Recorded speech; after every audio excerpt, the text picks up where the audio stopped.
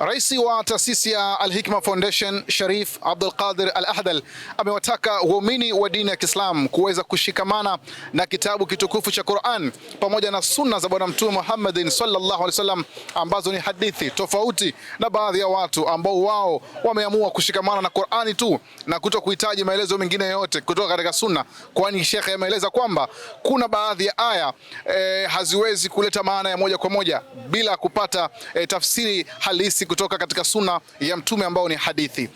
Imetokea kisa amenukulu Imam Ibn Jawzi rahimahullah katika zama ya serikali ya Bani Umayya kama zikosea au Bani Abbas, zamani kabisa.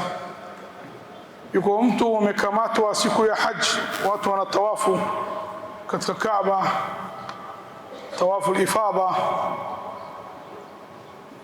ni nguzo muhimu katika haji, na watu wote wapo, na jamaa amelenga wakati ile mkubwa au kiongozi wa Maka, na yeye anatufu hapo hapo, kasimama kakojewa kwa maji Zamzam, kakojewa kwa kisima wa Zamzam. Zamzam wakati ile yuko nyuma ya makamu Ibrahim, ilikuwa hapa karibu na Kaaba. Watu mkamata askari atakumpiga huyu kiongozi wa Maka wakati ile, kamita, kwa nini wewe unafanya kitu namna hiyo? Unakojoa ndani ya nyumba ya Allah takatifu, kibla wa Waislamu, tena maji Zamzam, maksudi yako nini? Wewe umechanganyikiwa, wewe chizi. Asema mimi na akili timamu, lakini ya Amir al-Mu'minin, mimi kila mtu amekuwa mashuhuru, mmoja kwa mali yake, mmoja kwa elimu yake, mmoja anapigana vizuri, yani kila mtu Allah kaamba sifa fulani awe mashuhuri. Mimi sitaka niwe mashuhuri, lakini nitafuta njia kwa mashuhuri, nimekosa.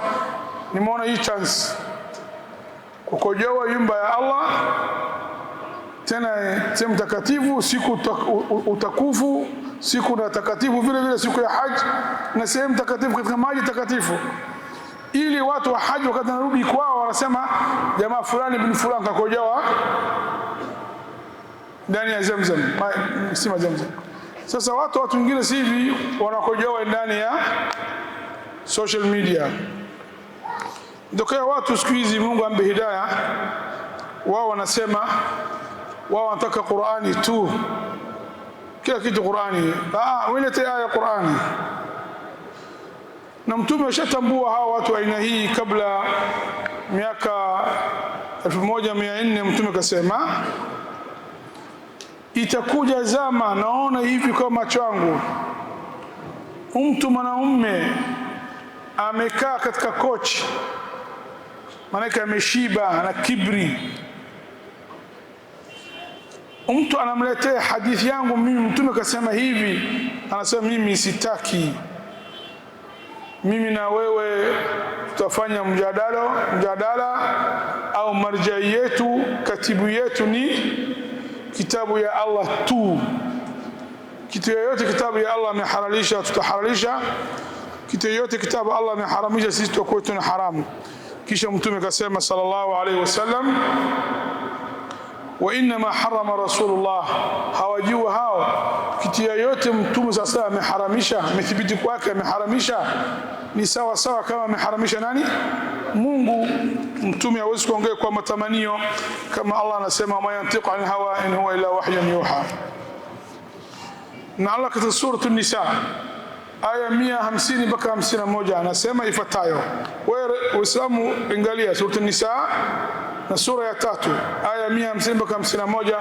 Mungu anasema, mimi tafsiri tu kwa haraka.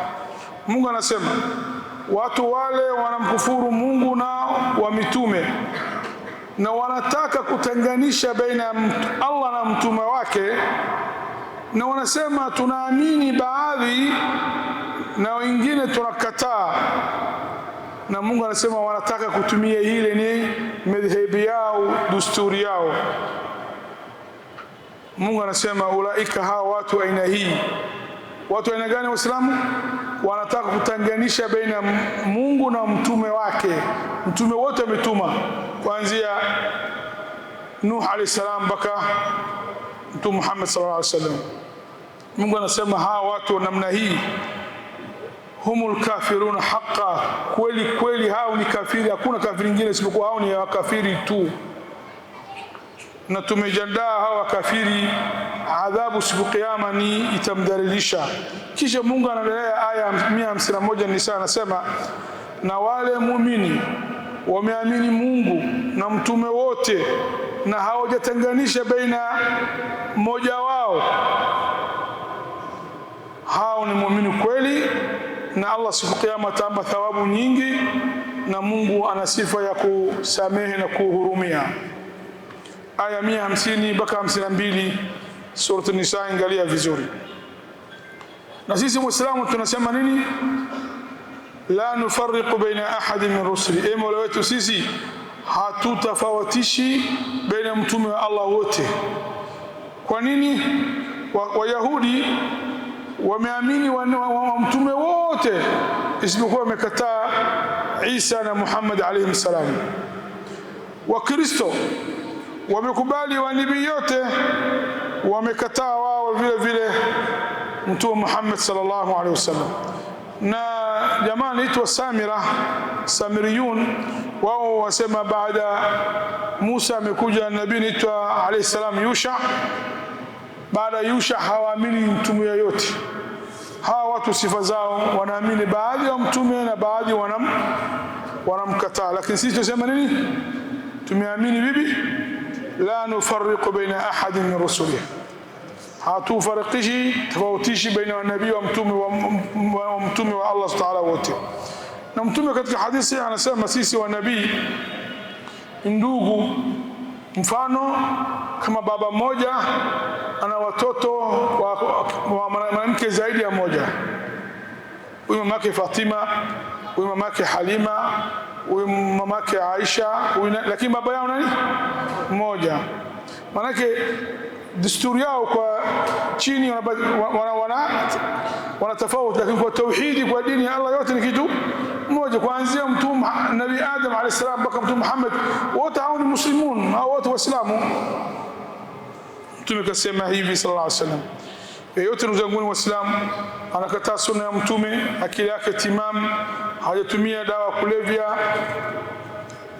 na sio mjinga yani hajui kitu chochote, kasilimu sasa hivi, akili yake timam, anajua mambo hii nguzo wa Uislamu, kakataa haji haipo, kakataa somo haipo, kakataa haipo, na akili yake timam, huyu ni kafiri kabisa, sio muislamu. Allah katika Qur'ani anasema, ndugu zangu waislamu, Mtume Muhammad sallallahu alaihi wasallam kwa Surah An-Nahl, tumeshusha kwake wewe mtume wa Allah Qur'ani hii ili wewe umbainishie, utamtafsirie watu. Allah anasema Mtume Muhammad tumeshusha kwako Qur'an, kazi yako nini? Mtafsirie Qur'ani hii, mshareheshe wewe Qur'ani hii. Sasa mtume Qur'ani kasharehesha wapi? Sio sunna zake. Madama sunna mithibiti ni kauli ya Mtume sallallahu alayhi wasallam. Idhalika Mungu anasema anzalna ilayka dhikra, allam lamul illa litubayyana linnasi ma nuzila, bayanu nabii ya hadithi sahiha. Na Qur'ani ameamrisha sisi kumtii mtume na kumtii Mungu moja kwa moja. Atiu Allah, atiu Rasul wa ulul amri minkum. Ulul amri hajaweka taa khasa, ni maatufa, lakini kumtii Mungu lazima, kumtii mtume lazima.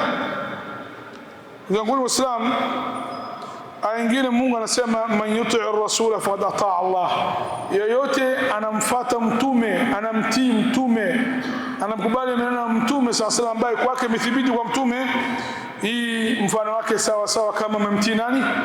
Mola subhanahu wa ta'ala. Aya nyingine Mungu anasema Waislamu mtiini mtume sallallahu alaihi wasallam ili nyinyi upate huruma ya Allah subhanahu wa ta'ala. Ndugu Waislamu, kama hawa wanasema tunataka Qur'ani tu, sunna tutaki, basi Qur'ani kitabu ya Allah ameongea hukumu kwa mukhtasar, Mungu anasema salieni, lakini sala dhuhur sala 5 Qur'ani hajaweka wazi. Dhuhur raka 4, asr 4, maghrib 3, isha 4, alfajr 2, na kila sala tunasali wakati wake maalum. Qur'ani hajaweka wazi hivi, lakini imekuja sunna Mtume sallallahu alayhi wasallam mweka wazi. Hata katika zaka, kila hukumu saumu kwa ndani unapata sunna Mtume Muhammad sallallahu alayhi wasallam. Yote anakuambia mimi nataka kitabu tu, munakasha, mujadala, sitaki hadithi, sitaki kitu kingine, ni huyu mtu anakufuru kwa Allah subhanahu wa ta'ala. Maana Qur'ani yenyewe anakuambia wama atakumur rasul fakhudhuhu, yote amekuja naye mtume kuchukueni. Na Qur'ani mwenyewe anasema hukumu yoyote ametoa mtume lazima watu awaamini, kama hawajafanya hivi wao sio muumini. وكان للمؤمن ولا مؤمن إذا قضى الله ورسوله أمرا أن يكون لهم الخيرة من أمرهم. مؤمن kweli wa kiume na muumini kweli wa kike hawana khiari, kama kitu Mungu na mtume wamehukumu na hukumu hii iko kinyume ya kitu wanataka wao, Mungu anasema anatakiwa wao asipinge, akubali hapo hapo, hata kama nafsi yao hataki, kama kweli wao muumini wa kweli. Fi Surati Nisa Mungu anasema watu na hapo Mtume Muhammad kwa Mola wako hawezi kuwa muumini kweli mpaka alete kwako wewe kitu mختلفiana umhukumia wewe, akubali hukumu yako. Fala rabbika la yu'minu hatta yuhakkimuka fima shajara bainahum, kisha ushatoa hukumu Mtume Muhammad sallam, wataka awakubali kabisa bila kinyonge, maana hukumu yako huwezi kuhukumu kitu kwa matamanio. Thumma la yajidu fi anfusihim harajan, asisikia dhiki katika hukumu yako tena, wayusalimu taslimu, wasalimi amri ya Mungu moja kwa moja. Tumuuliza hawa watu swali ambaye ni nyepesi, hataki mtu hata kufikiria. Waislamu tunakula samaki hatuli? Kwa tunakula samaki? Haya, unachinja? Kama tunakula samaki na hatuchinji, tunakula maana yake shakufa, sio? Na hamna haja kuchinja. Hata kama unachinja hawezi kuwa kama kazi bure tu. Allah amekuruhusu ule hivi hivi.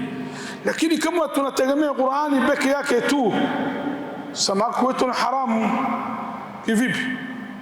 Mungu anasema katika sura Al-Maida aya namba 3, hurrimat alaykumul maytatu, Muislamu kwenu kitu maiti ambaye mzoga, sio? Mzoga kwenu haram, wadamu, na damu kunywa kwetu haram, walahmul khinzir, na nyama ya nguruwe, na kitu yoyote wakati unachinja mtu ametaja jina ambaye sio jina la Allah, baka taja anasema walmunkhaniqatu walmutaraddiyatu wannatiyatu, ambaye nyama ameinguka sehemu, umejibana, amekufa bila kuchinja, wote kwenu haramu. Katika aya hii mwisho katika kasema illa ma dakaitum, isipokuwa kitu umewahi kumchinja.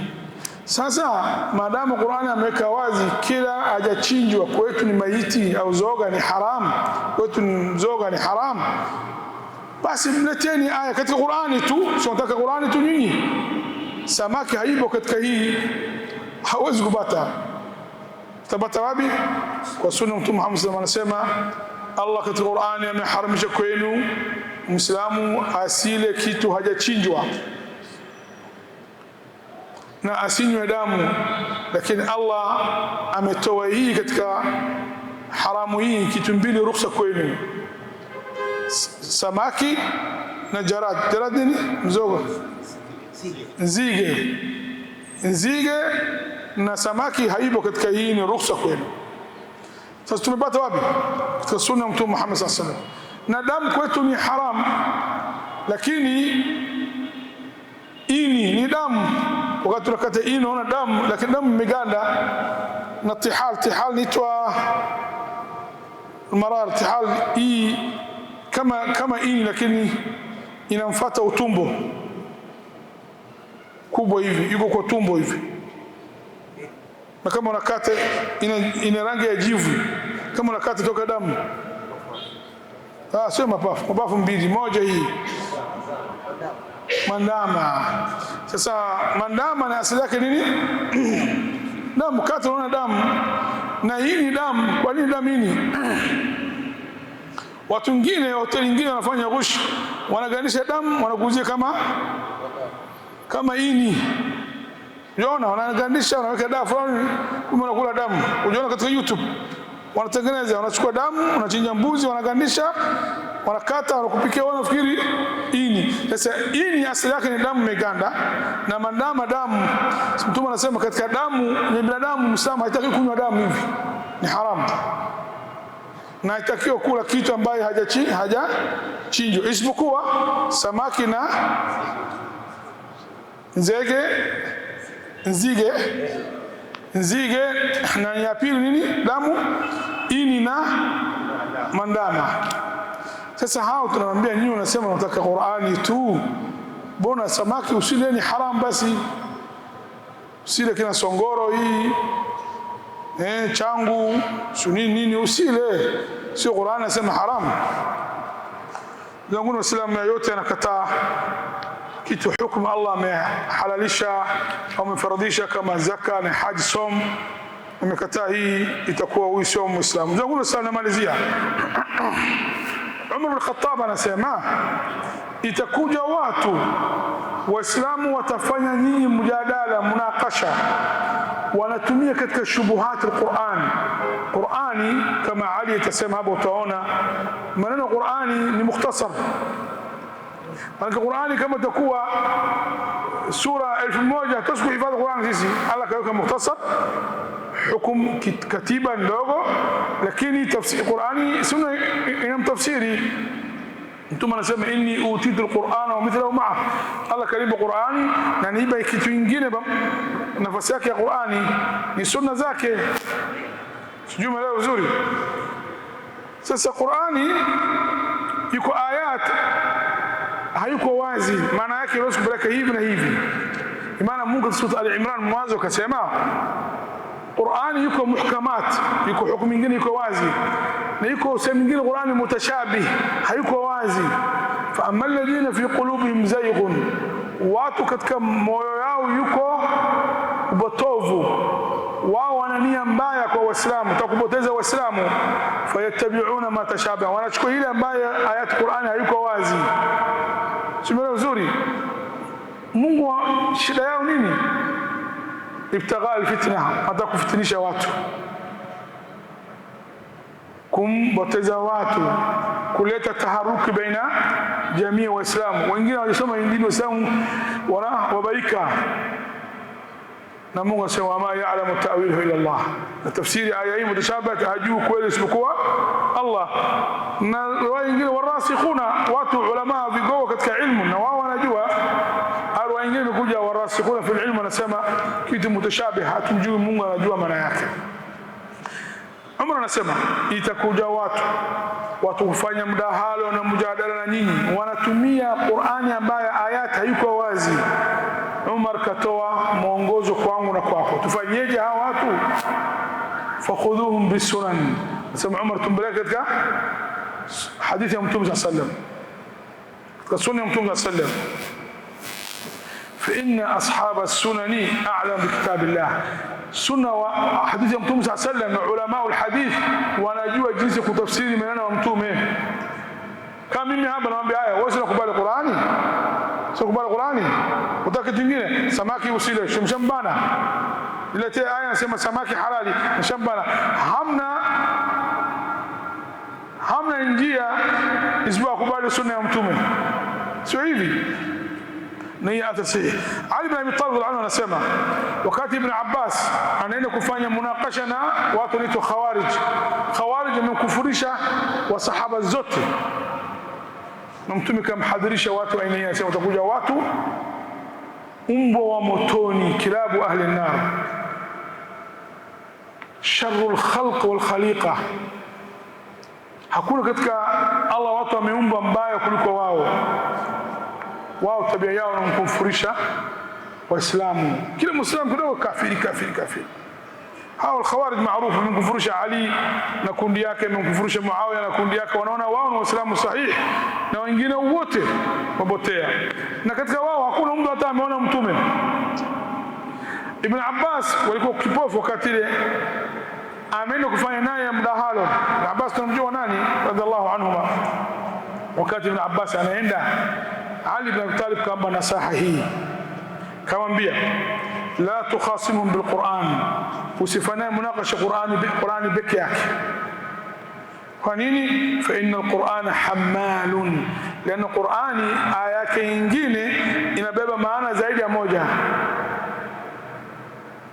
Dhu wujuhin, ina maana tofauti, maana hii inaenda hivi, maana hii inaenda hivi. Taqul wa yaqulun, haishi mdahalo. Kama unategemea Qur'ani peke yake, wao wanasema utamba chance ya kusema, wao utasema, huwezi kufika mwisho. Sio vizuri. Na Qur'ani aya nyingine ina maana tofauti, yani aya moja huenda ina maana nyingine, maana sahihi na maana nyingine. Sasa anaenda kule. Lakini nani anatafsiri Qur'ani? Sunna Mtume Muhammad sallallahu alaihi wasallam. Kama unasema maiti kwetu kitu hajachinja kwetu ni haram, lakini kwa sunna tumepata halali. Mungu Qur'an anasema thumma mata fa aqbara, kisha mtu kachukua roho ya mtu kafa, fa aqbarahu, ambeleke kaburini. Si Mungu hajaweka kuosha, kuvalisha sanda, mbona hivyo? Katika Qur'an hakuna, lakini sunna Mtume sallallahu alaihi wasallam ameweka wazi. Sasa Ali kamwambia Qur'ani peke yake usitumie, yuko aya nyingine Qur'ani huwezi kumbana. Wewe utasema na wao utarudi, utamba chance ya kuongea. Lakini Ibn Abbas lakin khasirun bisunna, mkimbilie kwa sunna, umbe Qur'an tafsiri kwa sunna. Fa innahum la yajiduna anha mahisa, haba utambana. Mwisho namalizia hadithi mbili baina muhimu sana. Hadithi ya kwanza hadithi Imran bin Husayn mpokea Imam Baihaqi wa Tabarani wal Bazzar, na hadithi sahihi kabisa.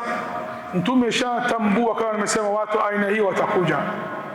Mtume anasema inna akhwafa ma akhafu alaykum, kitu mimi taogopa kwenu Waislamu baadaye itatokea mtu munafiq. Munafiq ni mtu kitu anadhihirisha na kitu anaficha tofauti. Anadhihirisha Uislamu kumbe haba yeye kafiri. Simuelewa vizuri. Watu aina hizi tutaamana naye kwa dhahiri, hatujui ndani. Lakini siku kiyama Allah atamweka katika kundi wa kafiri moja kwa moja. Alam tara alladhina kafaru yaqulu, lam tara alladhina nafaqu yaqulu ikhwanuhum alladhina kafaru. Nafi siku kiyama ataingia katika grupu wa kafiri tu. Lakini duniani hatujui ndani yake kweli. Mungu anajua, lakini sisi tunaamini kwa dhahiri. Lakini alama munafiki inajulikana. Tunasema hawa watu ni munafiki.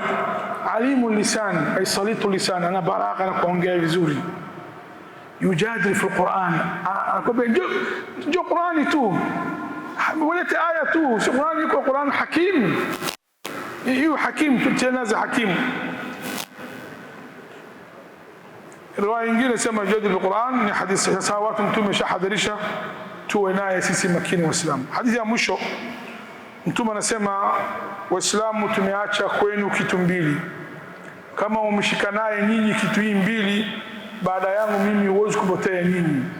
Kitabu Allah, kitabu ya Allah, wa sunnati, na sunna zangu. Kitabu ya Mungu na sunna zangu, ambaye sunna ya mtume sahihi.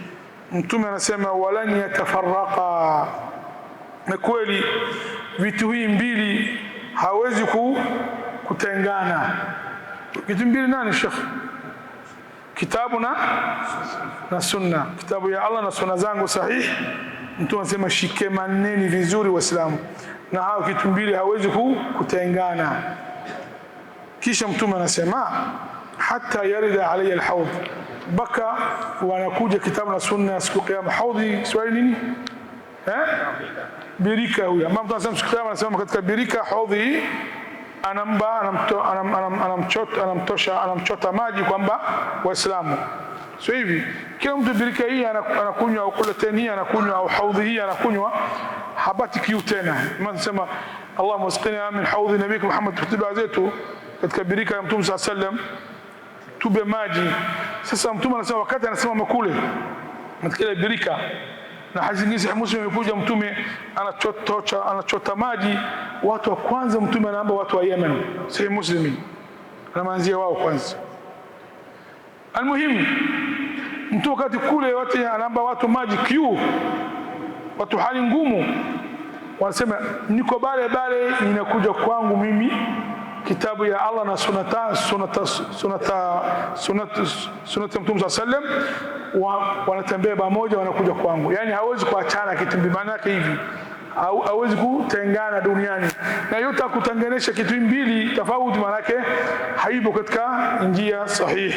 نسأل الله استعجالنا نستمعون قوله فتوبنا أحسنه صلى الله على محمد وعلى آله وصحبه وسلم. جزاكم الله خير. Kando ya hayo, Sharifu Abdul Qadir pia akitafsiri hutuba hiyo ambayo ilitolewa katika lugha ya Kiarabu mara baada ya kumalizika kwa swala ya Ijumaa, pia aliweza kutoa nafasi ya watu kuuliza maswali, ambapo miongoni mwa maswali ambayo yaliweza kuulizwa ni kwa namna gani aya inayotaka Muislamu aliyezini apigwe mawe hadi kufa haipo katika Qur'an, lakini inaweza ikatekelezwa. Ndugu Waislamu, imekuja mtu kama amezini, ni zani muhsin, mtu ambaye ameshabita ndoa au ana ndoa, ameoa, apigwa mawe. Sasa siku moja nakumbuka mtu, niko Yama, si 1995 sijui, niko sana, nimekuta mtu katika aina hii anakataa kupiga mtu mawe. Nasema Qur'ani dini ya huruma. Dini yetu hawezi kubali mtu apige mawe mpaka afe mteseka. Mbona Mtume anasema kama unachinja kuku hata chinje kwa haraka, usimtese. Dini yetu dini ya huruma. Katumia hadithi nyingi sana. Nasema hii hadithi hii piga mawe imekuja kwa ajili ya Wayahudi tu.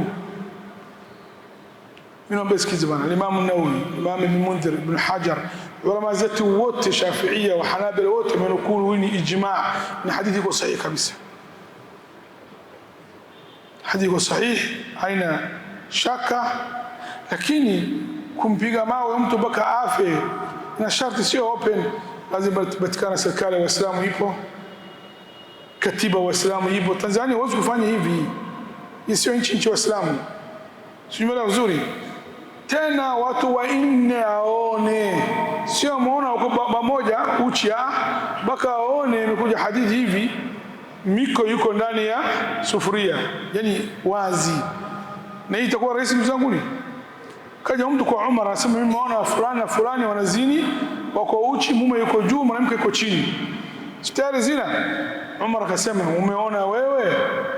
Umar kauliza ile wanja, sinajua iwanja kama ile yake, umeona wanja yuko sehemu yake, yanakusudia ni umeona mpaka hii kila kitu? Mimi naona wako uchi tu juu, si wanafanya nini? Asa Umar anasema unayo, hujaona? Hamna. Mkojo wa huyu nafikiri kampiga bakora mpaka ubate wanne, mpaka aone bana, tumeona sisi ile yuko ndani ya sehemu fulani live. Ni hii kwa rais wa Islam? Sio rahisi, ngumu. Sasa hii mpaka patikana watu wengine kama watatu, umeona hata mimi nipo, tunakula bakora, lazima sharti itimike watu wanne na wazi namna hii. Hii sio rahisi kwanza. Na nieteni hadithi moja, Mtume sallam yuko watu wameonekana, Mtume kampiga, wenyewe wanakuja kubali sisi tumezini. Kumbukeni huyo Maiz kaja kwa Mtume sallam anasema, Mtume mimi nimezini na naondoa. Mtume anaongea, kaja hivi, Mtume anaangalia hivi, kazunguka hapa, kama Mtume asikia angalia hivi, ya Mtume kama hata kusikia ya kama tena wakamwambia sahabi ngine, njoo angalia huyu, labda kanya pombe, huyu hayuko sawa, maana mambo hii ni ngumu. Jamaa kaja kanuza, yuko hapo sawa. Mara nne kaja kamita mtu jamaa zake, njoo bwana, huyu jamaa siku moja ndugu yenu kapiga shot kidogo. Ya hadithi sema hivi, au jana sema dishi imenyumba hii. Mimi nataka kuchekesheni, nataka nikuonyesheni jinsi mambo hii ni nzito, sio hivi. Kumbukeni mwanamke al-Ghamidia huyu amezini, kaja kwa Mtume yeye, mbona imani yao, na anajua atapigwa mawe. Anasema Mtume, mimi tahirni, nisafishe mimi, nataka unisafishe mimi, nimezini mimi. Mtume anasema nana mimba, asema nenda mpaka ujifungue. Mtume hajauliza, hayatuma polisi chungueni asikimbie, hajaweka polisi mlango yao ili mlango yake kila siku aangalia anaenda wapi, wala hashughulika. Kaja shazaa baada muda gani? Mwezi 9, sio? Mtume mimi nimezaa hapa jana, mtoto hapa nataka nisimamishe hukumu ya Allah, mimi nimemkosea Mungu. Mtume sema nenda kwanza mtoto hii nyoshe baka akue. Kaenda karudi, kamleta siku nyingine ana mkate, mtoto anakula mkate. Maana yake anamwambia mtoto hii hana haja ya maziwa yangu. Shapita muda gani? Miaka 2. Mtume anashughulikia. Kisha Mtume akachukua mtoto yatima akasema nani atamlea yatima hii, mimi na yeye peponi ni hivi. Ambie mpigeni mawe. Mbona hii sharti yako hivi? Sio Waislamu hii, nachukua mtu lazima serikali ya Uislamu ipo, watu wa raia wote Waislamu, watu waine waone, kadhi ipo, mambo kama hivi. Jamaa amekataa kifupi. Mwambie wewe unataka Qur'ani tu sawa. Mimi nakuletea aya Qur'ani tafsiri yao mwenyewe. Katika suratul Maida. Inma jazaa'u alladhina yuharibuna Allah wa rasulahu. Maida mش كده؟ إنما جزاء الذين يحاربون الله ورسوله ويسعون في الأرض فسادا أن يقتلوا أو يصلبوا أو تقطع أيديهم وأرجلهم من خلاف أو ينفوا من الأرض. ممكن آية نسمع كما نكمات watu wajambazi na serikali ya Uislamu ipo wanafisadi ardhi au wawe ovyo, wanapiga vita Mungu na mtume na wanasambaza ardhi fisadi na daula ya Kiislamu ipo. أن يقتلوا أو يقتلوا كبايا أن يقتلوا أو يصلبوا أو أصلبوا ألافوا أو تقطع أيديهم وأرجلهم من خلاف أو akatwe mkono na mguu tofauti. Kama unakata kushoto mkono, mguu unakata kulia. Kama unakata mkono kushoto, unakata mguu wa kulia. Sio sawa mguu mmoja hapa. Hawa ambao watu wanafanya fisadi, wanapiga vita dini ya Allah, wanasambaza fisadi, wanaua watu, jambazi, yani wanafanya fisadi katika jamii. Kama nakamatwa wanafanya na mimi aya hii vipi? Wasema dini wa huruma. Wasema dini wa huruma, lakini yote kama afanya dhambi lazima achukue haki yake. Sasa zangu Waislamu, ndugu zangu, katika aya ya Qur'ani haipo, lakini kwa hadithi ya Sallam ipo. Mtume ashafanya na asisimamisha ile hukumu, ipo na hadithi sahihi, lakini sio kama sisi tunaamini hivi mimi na wewe tutachukua mtu tumpige. Na sharti yake ambayo nimeweka wazi hapa. Nao baadhi ya waumini ambao wameswali katika msikiti huu walikuwa na haya kuzungumza juu ya kile ambacho wamekisikia kutoka kwa Sharif Abdul Qadir Al-Ahdal. Kwa mimi ndivyoelewa kwamba Qur'ani watu wako tofauti. Kuna watu wanaikubali Qur'ani, sunna hawaikubali. Kwangu mimi kwa shehe alivyofafanua nimemuelewa kwamba ni Qur'ani imekuja kama ilivyokuja, lakini mtafsiri wake mkubwa ni Mtume Muhammad SAW kupitia matendo yake ambayo alikuwa akiyafanya. Ni kwamba kitu muhimu zaidi mtu unapokuwa unaifuatilia Qur'ani, unapokuwa unaisikiliza, ni kwamba lazima ujikurubishe karibu na Allah Subhanahu wa Ta'ala ili kuepukana na madhambi, kwa sababu Qur'ani ilivyokuja duniani, ilipoteremshwa kwa Mtume Muhammad SAW, ni kwamba ilikuwa imekuja kwa lengo la kumuongoza mwanadamu kwa ajili ya kumjua Mwenyezi Mungu kupitia Qur'ani, na si katika kutoka nje ya Qur'ani na kufanya vitu ambavyo vimekatazwa ndani ya Qur'ani. Na mfano mzuri ni kwamba hapa mwishoni kwamba kuna mja wetu aliuliza swali ambalo swali hilo lilikuwa limeelezea namna kuhusu hukumu ya swala la zinaa, ambayo hiyo imeelezewa katika Qur'an, lakini ni katika haikundibu sana, tofauti na kwenye sehemu nyingine ya sunna ya Mtume Muhammad SAW. Hayo ndio ambayo yamejiri hii leo hapa katika msikiti huu wa Jamia Nurul Hikma unaopatikana hapa Temeke, Mwembe Yanga. Nikiripoti kutoka katika nje katika eneo hili ambalo ni nje ya msikiti huu wa Jamia Nurul Hikma, mimi ni Mwana Mali Mashi. Wassalamu alaikum wa rahmatullahi wa barakatuh. Kishki TV, nuru ya dini yako.